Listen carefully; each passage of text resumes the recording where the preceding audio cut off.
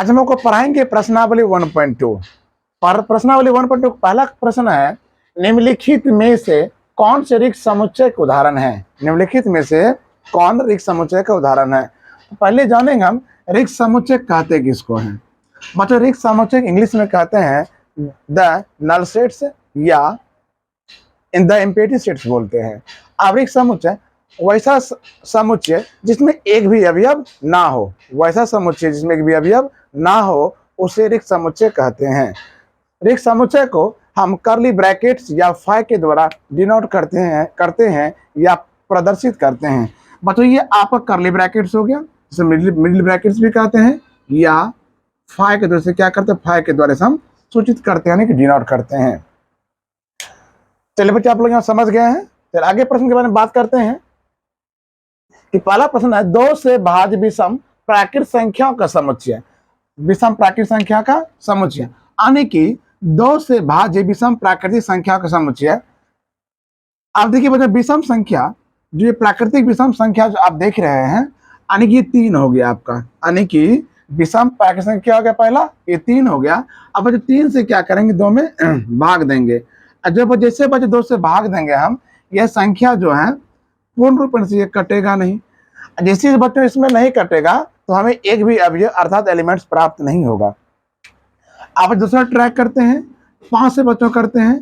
5 से अगर 2 में भाग देते हैं, इसमें भी सफल होने की बच जाता है, ये पूरा पूरी नहीं कटता है। इससे भी क्या होगा, हमें अवयव या एलिमेंट्स प्राप्त नहीं होता है। जहां बच्चों अब एक भी अवयव ना होगा उसे क्या बोलेंगे, रिक्त समुच्चय बोलेंगे। तो बच्चों क्या लिखेंगे, हाल लिखेंगे। क्या लिखेंगे, हाल लिखेंगे। तो बच्चों से क्या सेट ए मान लेते हैं। तो क्या मान लेते हैं, सेट ए, और ये कर्ली ब्रैकेट हुआ यहाँ। अब देखिए बच्चों, अनेक ऐसा कोई भी सम संख्या नहीं है जिसमें 2 से भाग देने के बाद पूरा पूरी वह कट जाए। तो जैसे बच्चा पूरा पूरा नहीं कटा, उसमें एक भी अवयव प्राप्त नहीं हुआ, तो उससे बच्चों क्या बोले, रिक्त समुच्चय बोलेंगे।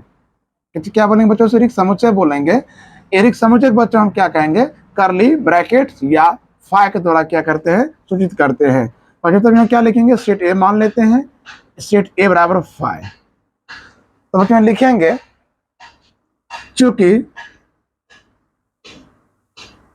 चूंकि इस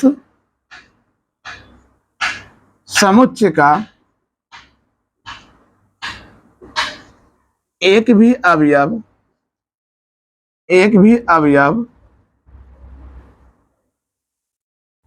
नहीं है, इसीलिए यह रिक्त समुच्चय है। इसलिए क्या, रिक्त समुच्चय है। ये आपका हो गया आंसर। बच्चों अब दूसरा प्रश्न आपका है, सम अभाज्य संख्याओं का समुच्चय। सम अभाज्य संख्या का समुच्चय यानी बच्चों ये अभाज्य संख्या, पहले बच्चों किसके बारे में जानेंगे, अभाज्य संख्या। आखिर अभाज्य संख्या किसको कहते हैं, ऐसी संख्या जो स्वयं से कटे या एक से कटे लेकिन एक डिफरेंशियल लागू नहीं होता है, उसे क्या कहते हैं, अभाज्य संख्या कहते हैं। तो बच्चों पहले यह क्या करेंगे, आप हाल लिखेंगे। हाल लिख इसको सेट्स बी मान लेते हैं। सेट क्या यहाँ पे अनेक समुच्चय बी मान लिए। अब देखिए पहला अभाज्य संख्या क्या होता है, 2, 3, 5। यानी 2 भी है स्वयं से कटता है और एक से भी कटता है। 3 जो है स्वयं से कटता है और एक से कटता है। 5 भी जो है स्वयं से कटता है और एक से कटता है। लेकिन इसमें क्या पूछ रहा था, सम अभाज्य संख्या। सम अभाज्य संख्या पूछ रहा था। यानी सम अभाज्य संख्या क्या होता है, 2 होता है। इस 2 को क्या कर उठा के यहाँ पे क्या करेंगे, पटक देंगे। यानी इसमें क्या हो गया, एलिमेंट्स अनेक अवयव आ गया है, यानी ये रिक्त समुच्चय नहीं है। बच्चे तो यहाँ लिखेंगे इसीलिए यह रिक्त समुच्चय नहीं है, रिक्त समुच्चय नहीं है। ये आपका हो गया आंसर।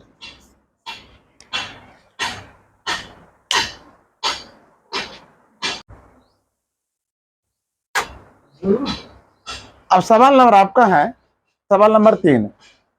सवाल नंबर 3 आपका, x सच दैट x एक प्राकृतिक संख्या है। x सच दैट x एक प्राकृतिक संख्या है। एक्स जो है, एक्स जो है 5 से क्या है, छोटा है, एक्स का मान क्या 5 से छोटा है, और साथ ही साथ एक्स का मान जो है 7 से बड़ा है। अब बच्चों देखिए, इसका मुंह जिधर घुमा रहेगा वह संख्या बड़ी होती है, इधर जिसका मुंह घुमा है वो संख्या बड़ा होता है। तो यहाँ लिखे कहा गया है, इसका कंडीशन है, एक्स का मान इसमें क्या है, एक्स का मान जो है 5 से क्या है, छोटा है, और साथ ही साथ एक्स का मान 7 से बड़ा है। ये बच्चों क्या है, बिल्कुल कैसे हो सकता है, यहाँ पर कह रहा है एक्स का मान छोटा है, एक्स का मान जो है 5 से क्या है, छोटा है, इसमें कहा कि एक्स का मान जो है 7 से बड़ा है। तो बच्चों इसमें क्या होगा, यानी कि एक्स का मान जब छोटा ही बोल दिया है तो एक्स का मान कभी 7 से बड़ा हो ही नहीं सकता है, यानी उसमें एक भी एलिमेंट्स यानी कि एक भी अवयव नहीं होगा। बच्चों तब लिखेंगे यहाँ पर हल, बच्चों क्या लिखेंगे, हल लिखेंगे, इससे मान लेंगे सेट सी, क्या बच्चों मान लेंगे, सेट सी मान लेंगे।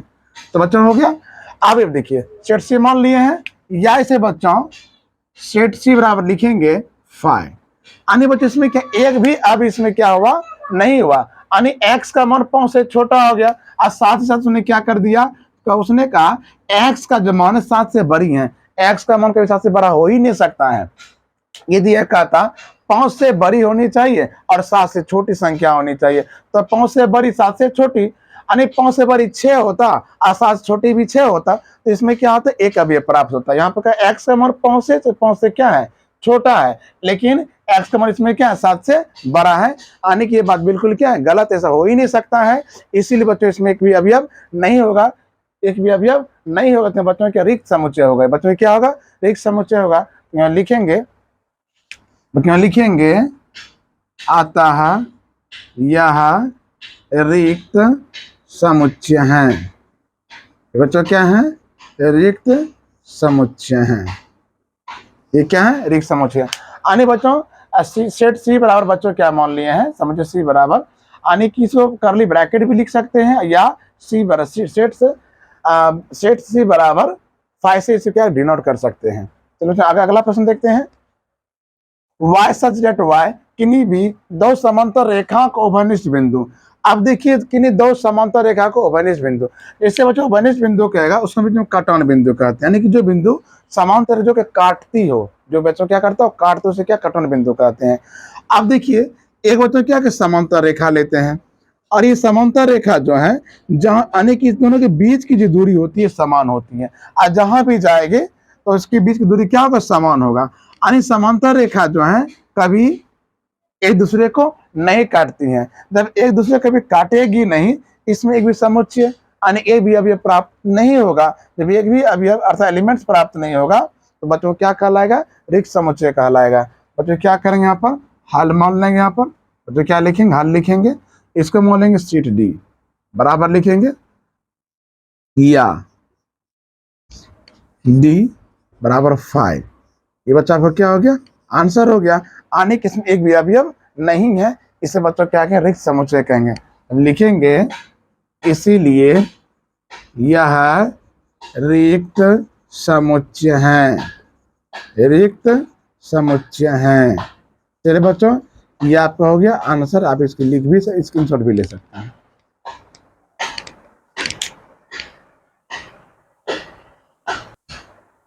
अगला प्रश्न आपका है 2 नंबर का, निम्नलिखित समुच्चयों में से कौन परिमित और कौन अपरिमित समुच्चय है। बच्चों परिमित को कहते हैं फाइनाइट, अपरिमित को बोलते हैं इनफाइनाइट।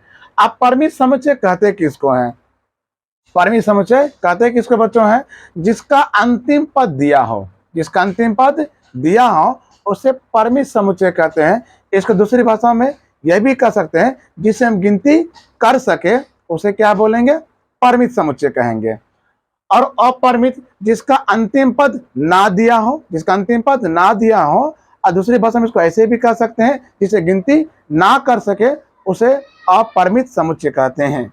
बच्चा पहला प्रश्न आपका है, वर्ष के महीनों का समुच्चय, वर्ष के महीनों का समुच्चय, एक वर्ष में बच्चा 12 महीना ही होता है ना, इसका अंतिम क्या है, दिया गया है, यानी हम इसे गिनती कर सकते हैं, इसे बच्चों हम क्या गिनती कर सकते हैं। बच्चों पहले यहाँ क्या हल लिखोगे, क्या लिखोगे, हल लिखोगे, इसको जो सेट ए मान लो, जब क्या करो सेट यहाँ क्या करेंगे, ए मान लेते हैं। अब देखिए यहाँ पर सेट ए मानने के बाद करली ब्रैकेट लगाएंगे। अब देखिए जनवरी पहला महीना बच्चों क्या, जनवरी और फरवरी डॉट डॉट दिसंबर, दिसंबर महीना बच्चों हो गया यहाँ पर। अब देखिए इसका, इसमें क्या है कि महीनों का अंतिम अंतिम पद क्या है, दिसंबर है। अंतिम पद बच्चों क्या है, दिसंबर है। इसे बच्चों हम लोग क्या बोलेंगे, परिमित समुच्चय बोले, यानी जिसका अंतिम पद दिया हो, जिसे हम गिनती कर सके, उसे क्या कहते हैं, परिमित समुच्चय कहते हैं। तब बच्चों लिखेंगे इसीलिए यह परिमित समुच्चय है, समुच्चय है। चलिए आपका क्या हो गया, आंसर हो गया। दूसरा प्रश्न, दूसरा क्वेश्चन बच्चों आपका है, अब इसको देखने से ही पता चल रहा है ये अपरिमित समुच्चय है, क्योंकि इसका अंतिम पद नहीं है, इसका अंतिम पद नहीं है। जिसका अंतिम पद नहीं होगा आप उसे गिनती नहीं कर सकते, उसे क्या कहते हैं, अपरिमित समुच्चय कहते हैं। तो यहाँ लिखेंगे चूंकि यह, सॉरी बच्चों, इसीलिए यह परिमित समुच्चय है। ये क्या बच्चों, परिमित समुच्चय है। ये आपका हो गया आंसर। तीसरा क्वेश्चन आपका है,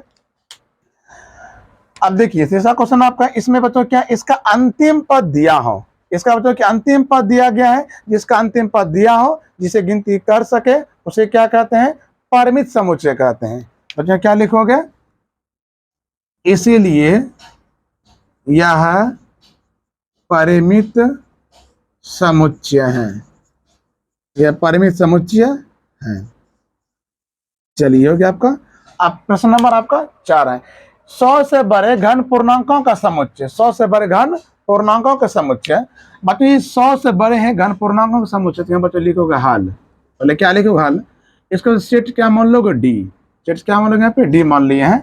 अब देखिए यानी 100 से बड़े, 100 से बड़े घन पूर्णांक समुच्चय बच्चे क्या होगा, 100, 101, 102, 103 डॉट डॉट डॉट डॉट, यानी कि जिसका अंतिम पद ना हो, जिसे गिनती ना कर सके, उसे बच्चों क्या कहेंगे, अपरिमित समुच्चय कहेंगे।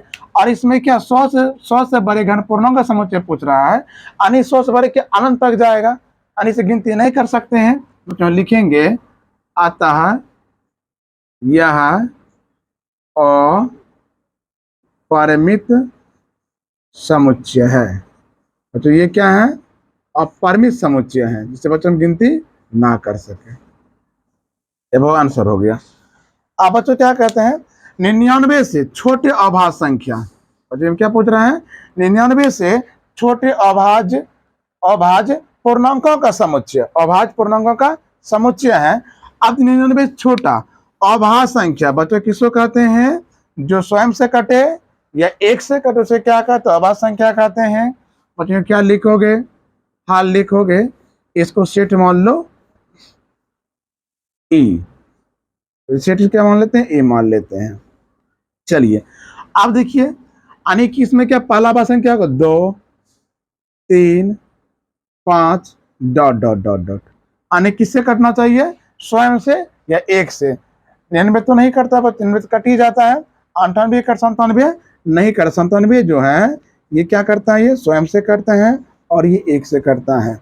बच्चों ये बच्चों कौन समुच्चय होगा, ये आपका परिमित समुच्चय हो गया, यानी इसका अंतिम पद दिया है, इसे गिनती कर सकते हैं। तो लिखेंगे यहाँ पर अतः, क्या लिखेंगे, अतः यह जो है यह परिमित समुच्चय है, परिमित समुच्चय है, परिमित समुच्चय है। चलिए बच्चा आपको ये क्या हो गया, आंसर।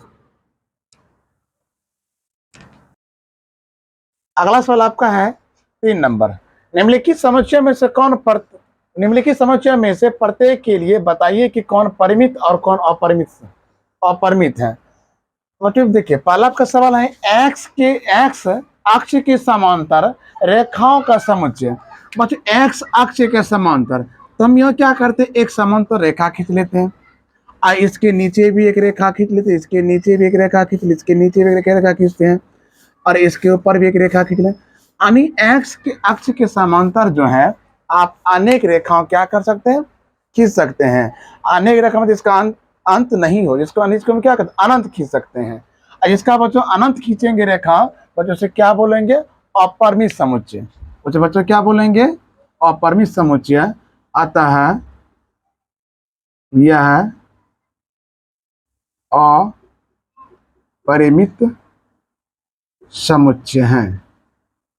तो ये क्या है, अपरिमित समुच्चय है, समुच्चय है। बच्चे एक्स अक्ष के समांतर जो है ना, आप अनंत रेखाओं क्या कर सकते हैं, अनंत समांतर रेखाओं को खींच सकते हैं। इसलिए बच्चों क्या हो गया, ये आपका हो गया, यह अपरिमित समुच्चय है। अगला बच्चा प्रश्न आपका है, अंग्रेजी वर्णमाला के अक्षरों का समुच्चय। अब देखिए अंग्रेजी वर्णमाला में बच्चों केवल 26 अक्षर ही होता है। तो ये क्या होता है, इसमें बच्चों क्या होता है, 26 अक्षर ही होता है। इसका अंतिम पद भी दिया गया है और ऐसा बच्चों आप गिनती भी कर सकते हैं। इसका मतलब बच्चों ये क्या हो गया, ये परिमित समुच्चय है। बच्चों से क्या करेंगे, इसको सेट क्या हल लिख लेंगे यहाँ पर, इसको सेट बी मान लेते हैं, सेट ए भी मानिए, मान लिया बच्चों यहाँ पर। अब यहाँ पे क्या करेंगे, अंग्रेजी वर्णमाला का समुच्चय A B C D dot dot Z. अन्य बच्चे इसका क्या है, अंतिम पद दिया हो, जिसका अंतिम पद दिया रहता है उसे परिमित कहते हैं। अन्य उस दूसरी भाषा में क्या, उसे गिनती भी कर सकते हैं। तो लिखेंगे, अतः यह परिमित समुच्चय है, समुच्चय है। ये आपका हो गया आंसर। चलिए लिखिए,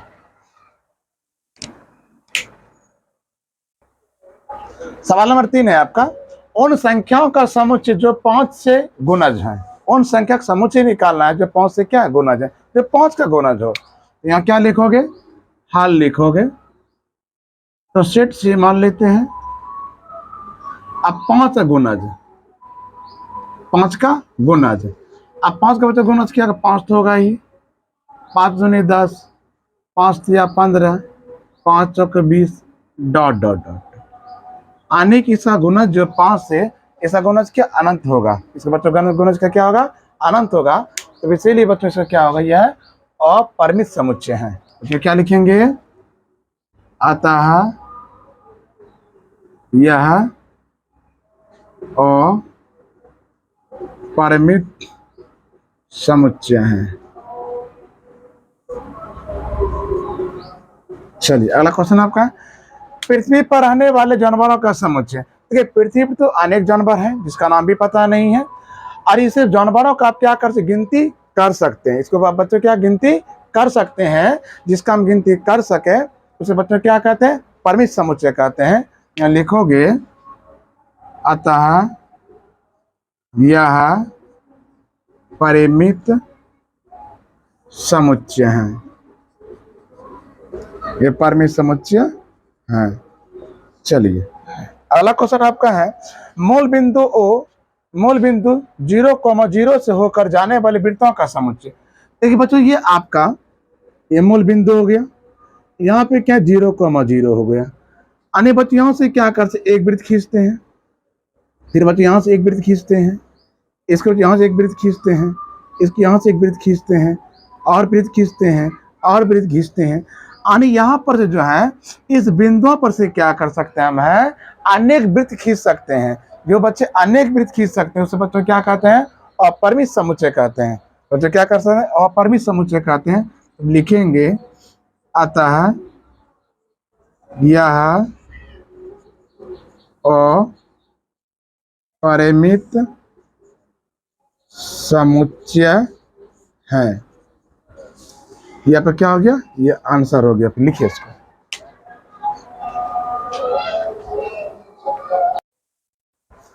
सवाल नंबर 4 आपका है, निम्नलिखित में बतलाइए कि A बराबर B है या नहीं, है अथवा नहीं है। यानी कि सेट A के सेट B बराबर है या नहीं। बच्चों क्या लिखेंगे, पहले हल लिखेंगे। बच्चों क्या लिखेंगे, हल लिखेंगे। लेकिन देखिए सेट ए में बच्चों क्या दिया गया, यानी सेट ए में A B C D और सेट बी में बच्चों क्या D C B है। यानी बच्चों अंदर का जो अवयव यानी एलिमेंट जो होगा क्रमबद्ध ना हो और उल्टा पुल्टा भी लिखा, उससे कोई दिक्कत नहीं है। अच्छा सेट बच्चों ए मान लेते हैं बच्चों है, सेट ए बच्चों क्या है, ए बी सी और डी है। सेट में बच्चों यहाँ पे क्या दिया गया है, सेट बी में है डी सी अकोमा बी अकोमा ए दिया गया है। आप इसमें क्या करेंगे, सेट ए और सेट बी में देखेंगे, सेट ए वाला एलिमेंट्स जो है यानी अवयव जो है क्या सेट बी में है। देखते बच्चों, देखिए ए है, यहाँ पर भी ए है, बी है, यहाँ पर भी है, सी है, यहाँ पर भी सी है, और डी यहाँ पर भी डी है। यानी बच्चों सेट ए में जितना एलिमेंट्स है सेट बी में भी उतना ही एलिमेंट्स है बच्चों। तो यानी इसका मतलब बच्चों क्या, इसीलिए लिखेंगे यहाँ पर ए, सेट ए जो है सेट बी के बराबर है। बच्चों क्या हो गया, सेट ए में जितना अवयव है उतना ही अवयव किसमें है, सेट बी में है। बच्चों अवयव कहते हैं किसको है, इसके अंदर में जो संख्या या कुछ भी नंबर होता है ना उसको अवयव या एलिमेंट उसको कहा जाता है। चलिए बच्चों, अब अगला सवाल बच्चों है कि सेट ए 4 8 12 16 और सेट में बच्चों क्या 8 4 16 18 दिया गया है। बच्चों क्या लिखेंगे, हल लिखेंगे।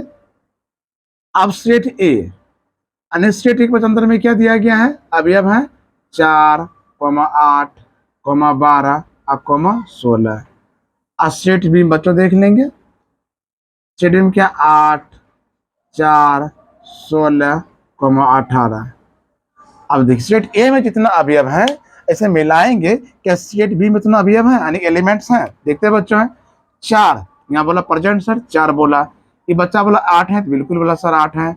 12 है, 12 नहीं बच्चों है, 16 है, 16 है। लेकिन इसमें बच्चों क्या है, यानी सेट ए में जो एलिमेंट्स दिया गया 12 है, सेट बी में 12 नहीं है, यानी कि बच्चों सेट ए जो है सेट बी के बराबर नहीं है। बच्चों लिखेंगे यहाँ पर, इसीलिए सेट ए बराबर बी, यानी सेट ए बराबर बी लिखे। अब इसमें नॉट एक वाला काट देंगे बच्चों, यानी सेट ए जो है सेट बी के बराबर नहीं है। यानी सेट ए में जितना एलिमेंट्स था अवयव था, सेट बी में वह एलिमेंट्स अर्थात अवयव नहीं है, इसीलिए सेट ए जो है सेट बी के बराबर नहीं है। ये आपका हो गया आंसर। चलिए लिखिए। अब सवाल नंबर 3 है, सेट ए के अंदर एलिमेंट कितने 2 4 6 8 और 10 है, और सेट बी में है एक्स सच डेट एक्स सम घन पूर्णांक है, और एक्स जो है एक्स बच्चों के 10 के क्या है बराबर है, एक्स बच्चों क्या है 10 के बराबर है। इससे बच्चों साइन लगता है ना, एक्स इसके ऊपर बच्चों क्या बराबर हो जाता है। यानी ये आपका सेट बिल्डर फॉर्म में दिया गया है। सेट बिल्डर फॉर्म बच्चों में क्या करें, रोस्टर रूप में बदलेंगे। तो किस में चेंज करेंगे, इसको रोस्टर रूप में चेंज करेंगे। लिखेंगे हाल सेट ए 2 4 6 8 और 10 में सेट बी किस में बदलेंगे बच्चों, इसको हम इसको रोस्टर फॉर्म में चेंज करेंगे। आप देखेंगे इसको एक्स सच दैट एक्स सम घन पूर्णांक है, और एक्स जो 10 के बराबर है। बच्चों यहाँ पे लिखेंगे, देखिए यानी सम घन पूर्णांक पूछ रहा है, सम घन 10 से 10 के बराबर सम घन पूर्णांक होना चाहिए। क्या होना चाहिए, 10 के बराबर क्या होना चाहिए, 1 से लेकर के 10 तक में सम घन पूर्णांक लिखना है। बच्चों क्या हो जाएगा 2 4 6 8 और 10। यानी कि आप क्या करेंगे बच्चों, सेट ए और सेट बी को क्या करेंगे मिलाएंगे। अब सेट ए और सेट बी में देखते हैं बच्चों क्या है, इसमें 2 है, इसमें भी 2 है, यहाँ 4 है, यहाँ 4 है, 6 है 6 है, 8 है तो 8 है, 10 है 10 है। यानी कि सेट ए में जितना अवयव है सेट बी में क्या उतना ही अवयव है। इसका मतलब ये हो गया सेट ए सेट बी क्या है बराबर है। देखेंगे सेट ए बराबर सेट बी, सेट ए क्या है, सेट ए जो है सेट बी क्या है बराबर है, अर्थात सेट ए में जितना एलिमेंट्स हैं अवयव हैं उतना अवयव किस में भी है एलिमेंट्स हैं सेट बी में ही है। चलिए लिखिए।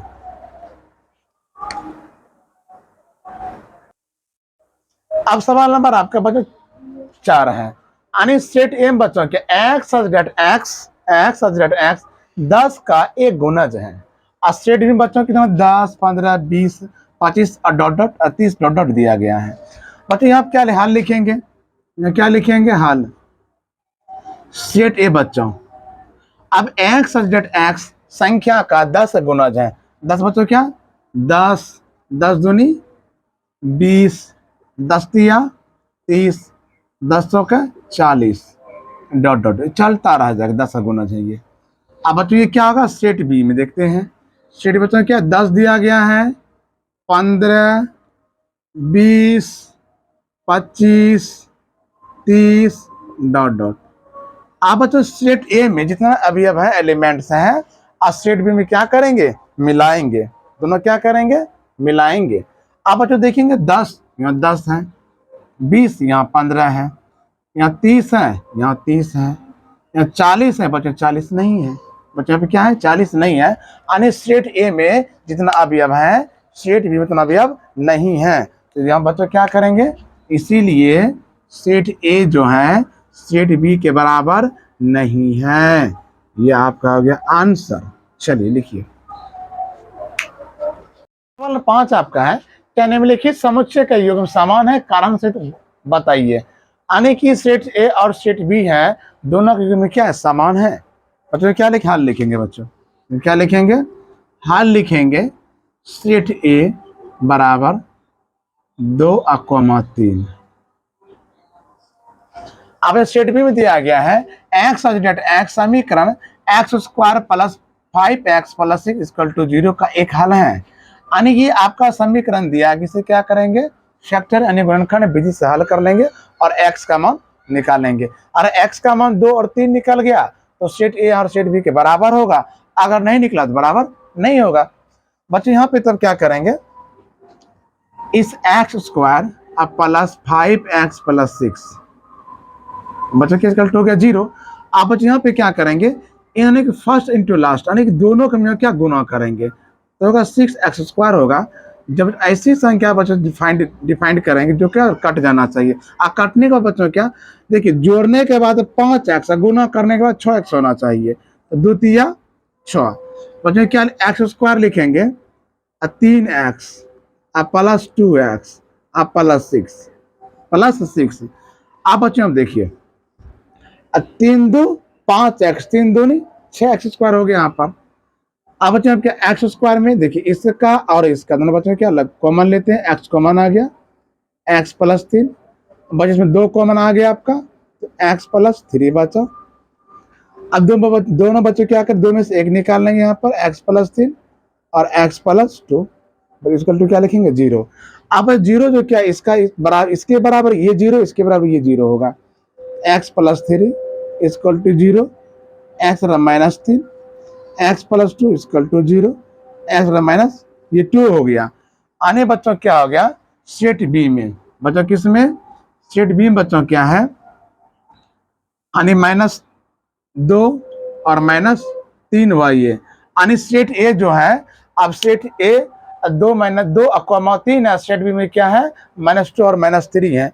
आप जो दोनों में क्या है, सेट और सेट बी को मिलाते हैं, क्या यहाँ पे ए है लिखिए -2 है, यहाँ 3 लिखिए -3, यानी सेट ए जो है सेट बी के बराबर नहीं है। तो लिखेंगे सेट ए बराबर सेट ए बराबर सेट बी, यानी सेट ए सेट बी के बराबर नहीं है। जब बच्चों नहीं है तो बच्चों में क्या करेंगे, इसको काट देने की, set A not equal set B. तो क्या हो गया यहाँ पे, ये आंसर हो गया। चलिए लिखिए।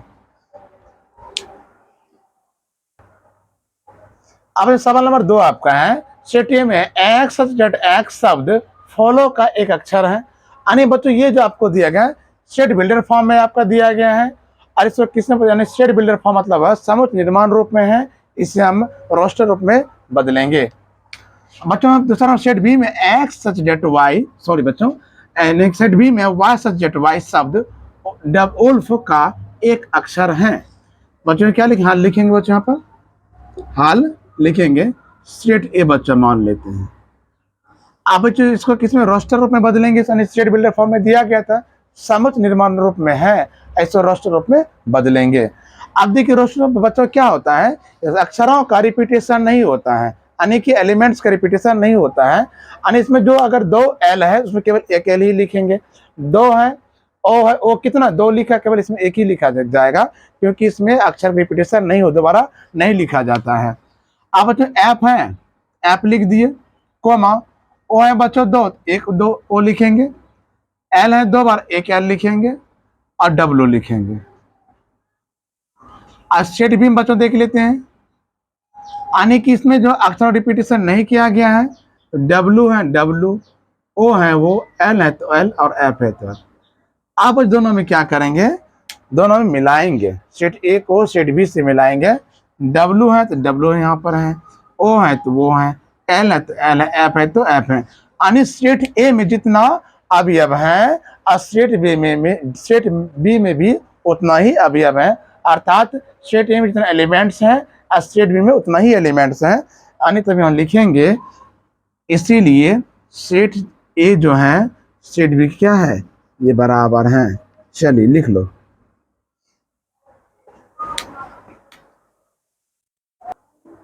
अब सवाल नंबर आपका 6, नीचे दिए हुए समुच्चयों में से समान समुच्चयों का चयन करना है। यानी कि सेट ए समुच्चय ए के कौन बराबर है, समुच्चय बी के कौन बराबर है, यानी सब एक दूसरे क्या करेंगे, मिलाएंगे।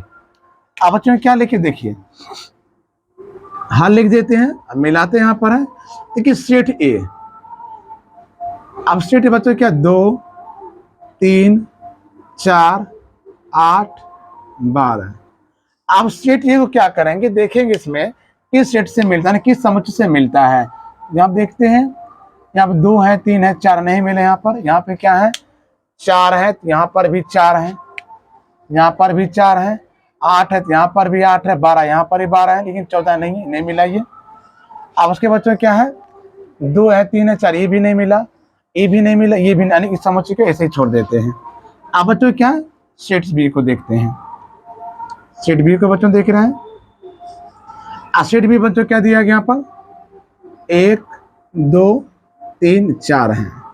अब सेट बी के अंदर में कितना एलिमेंट्स हैं, अभी आपको मिलाते हैं। यानी सेट बी जो है ये सेट डी से, यहाँ पर भी 3 है, यहाँ पर भी 3 है, यहाँ पर 2 है, वहाँ पर भी 2 है, यहाँ है 1, यहाँ पर भी 1 है। यानी सेट डी बच्चों क्या है 3 1 4 2।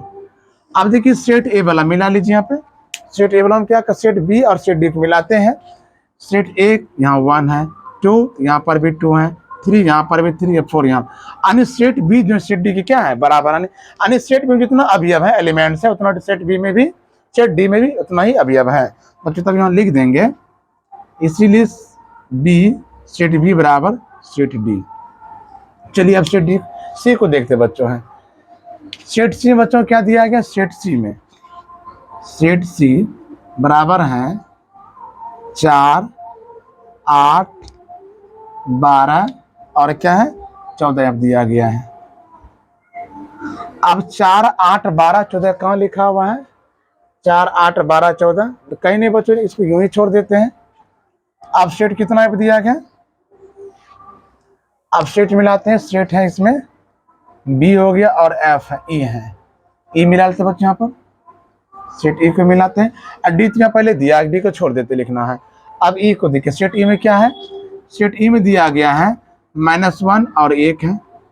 अब देखिए सेट ई में जो है यहाँ पर सेट ई में क्या है -1 और 1 है, इसमें देखते हैं 1 -1 यहाँ पे है, यानी कि सेट जी में है। सेट जी में बच्चों को क्या दिया गया है 1 और -1 दिया गया है। यानी सेट है ई और सेट बी दोनों मिलाते हैं, यहाँ पर बच्चों 1 है तो यहाँ पर -1, यहाँ तो यहाँ 1 है तो यहाँ पर 1। यानी सेट ई जो है सेट जी क्या है बराबर है, लिखेंगे सेट ई बराबर सेट जी, सेट ई बराबर सेट जी। रेड मार्कर से बच्चों लिख देते जब बच्चे दिखे सेट ई जो सेट जी के बराबर में है। अब सेट ई और सेट जी मिल गया बच्चों, यहाँ पर सेट जी हो गया। अब एफ है और यहाँ कितना है ए दिया गया है, और एफ सेट एफ आपका दिया गया पर है 0 है और ए है। अब बच्चों सेट एफ जो किसी से नहीं मिल रहा, अब सेट एच आते हैं। सेट एच जो है वहां पर जो है 1 0 है और यहाँ पे क्या है 1 है। यानी सेट बच्चे इसमें क्या क्या मिला आपका, सेट यानी कि सेट बी और डी है, और यहाँ पे क्या सेट क्या है ई और जी है, दोनों सेट आपस में क्या बराबर है। बच्चों ये लेसन आपके यहाँ समाप्त होता है, आज इतना ही रहा। अब आपसे मिलेंगे अगले वीडियो में, आज इतना ही, थैंक यू।